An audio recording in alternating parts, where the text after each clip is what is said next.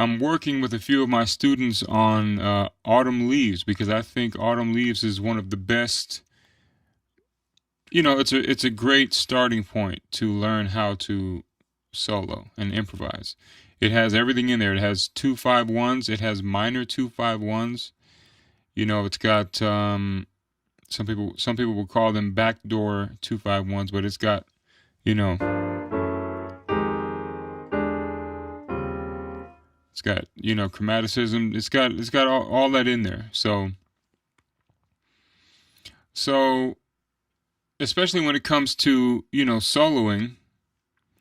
What if I was to just, and if you don't know the song, you should learn it. Autumn Leaves. I'll play it for you.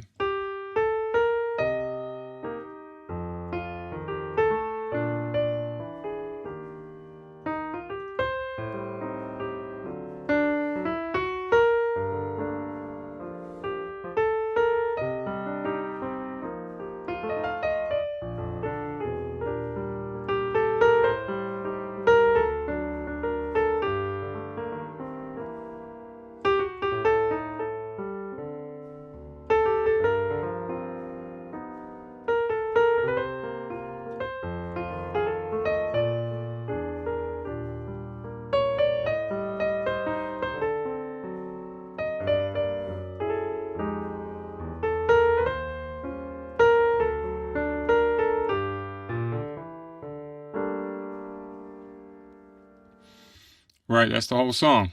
So 2-5-1 is the first progression here, right?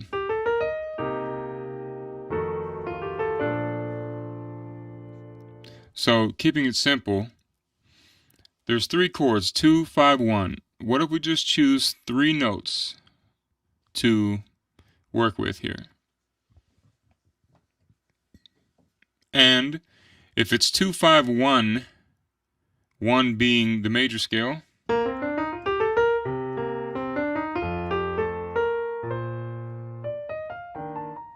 right? Let's just do 1, 2, 3 of the major scale. Okay, that's just going up. Now, if we were to play the major scale going up, starting on each of the notes from the major scale, right? So 1, 2, 3, start on the second note, third note,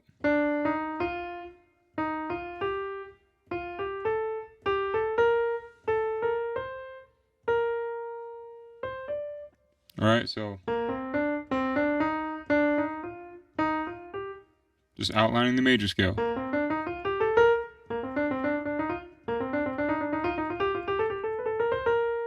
So if we were to take triplets, for example, why triplets? Because there's three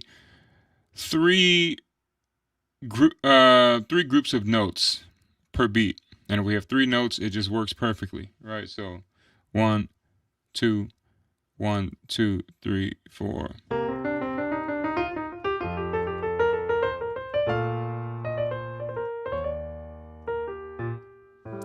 So in this case, I just used the 3 note groupings and the major scale to come up with a melodic shape,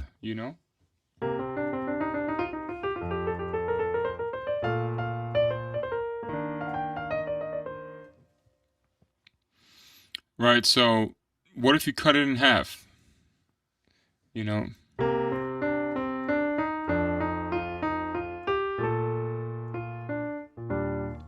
Again, 1, 2, 1, 2, 3, 4.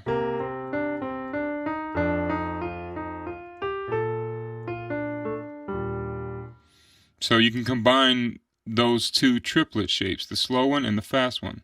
So we'll start with the slow triplets and go fast triplets. 1, 2, 1, 2, 3, 4.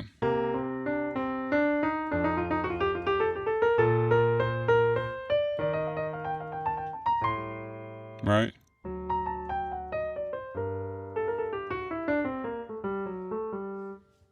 And what did I do? I just came down on the G melodic minor scale.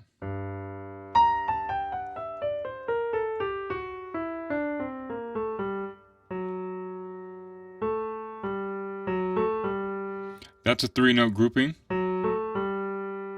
What is that? That's the G melodic minor scale. I'm going 7, 2, 1, right? And then 1, 3, 2. These are the notes of these are the degrees of the scale of the G melodic minor scale. It's the same pattern.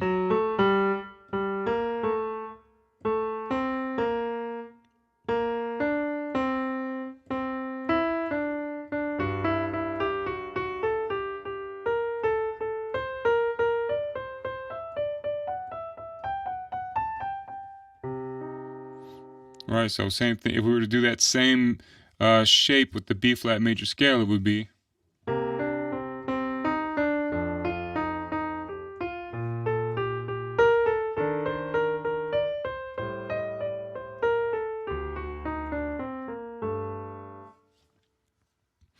You know, so just taking a simple 3 notes, I would even say 2 notes, you know.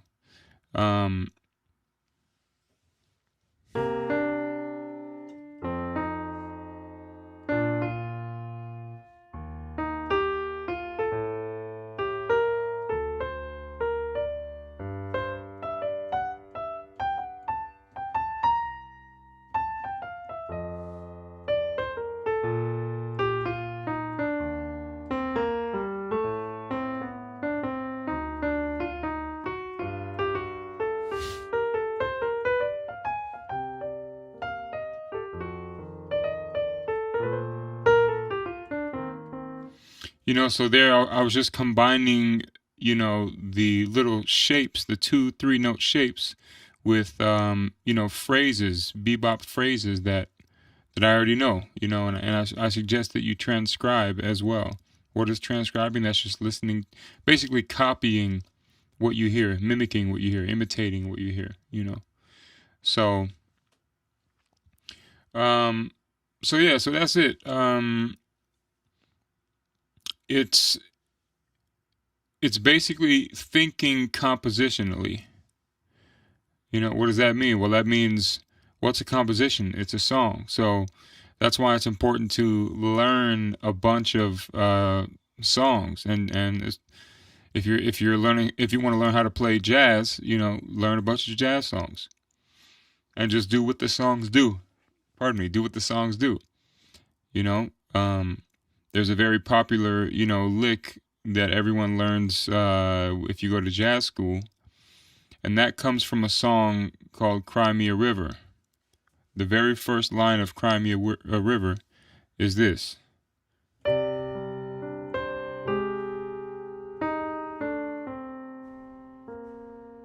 Right?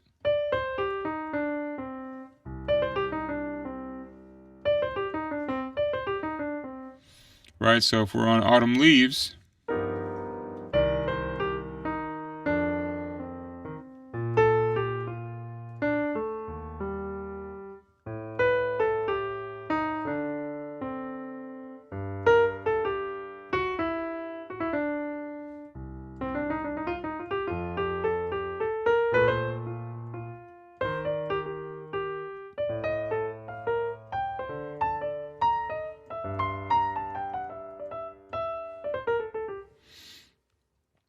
you know, so using that shape, that melodic shape,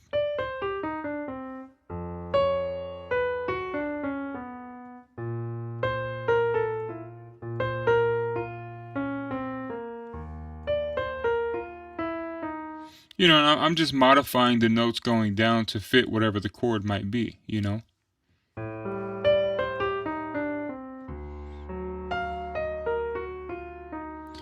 That's this particular over a D altered or a D7 sharp 9, you know, starting from the F here, the sharp 9. That's exactly the Cry Me a River shape. And then what next? You know, find a note to resolve to, or up a half step.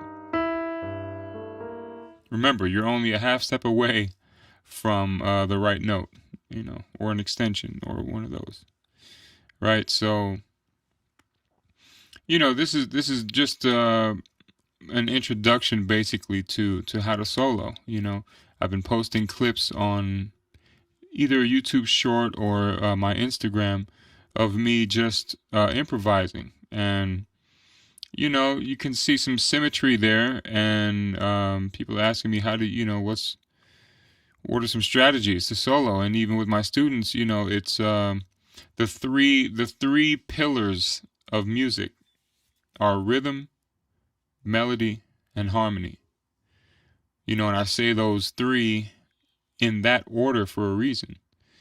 Because rhythm is the most important. Melody, you can't have a melody without rhythm. Melody is basically just assigning notes to rhythms. And then harmony, right? Which is my favorite part, which is reharmonizing things, taking the existing harmony and reharmonizing them. If you are interested in that sort of topic, there's a free PDF in the link here that you can download. It's my reharm rules, basically just 5 easy things to memorize to allow you to instantly play different changes. If you want to learn how to solo, if you want it all spelled out for you as far as the reharmonization goes, that is on my website. You can get that. The link is also down below. It's called My Rapid Reharm Reference. Every major chord has 20-ish different substitutions you can play without changing the shape of the major chord. Same thing with the minor chord. There's 8 different chords, right? So anyway, check those out if that's something you're interested in.